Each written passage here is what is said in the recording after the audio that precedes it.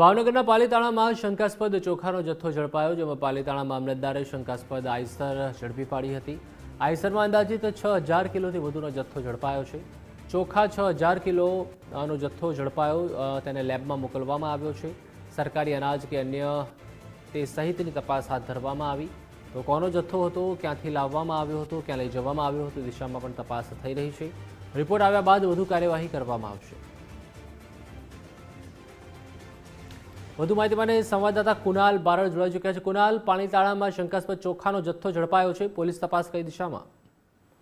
બિલકુલ પ્રતિપાલ, જો વાત કરીએ તો જે પ્રમાણે પાલીતાણા મામલતદાર દ્વારા શંકાસ્પદ ચોખાનો જથ્થો છે તે ઝડપી પાડ્યો છે।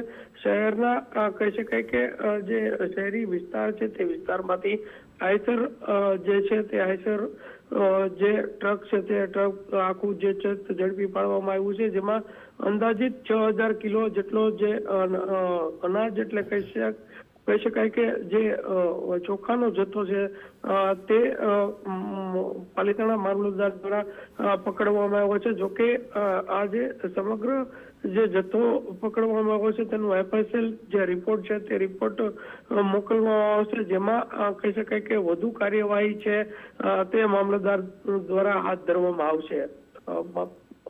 કહી શકાય કે આભાર કુનાલ, માહિતી બદલ।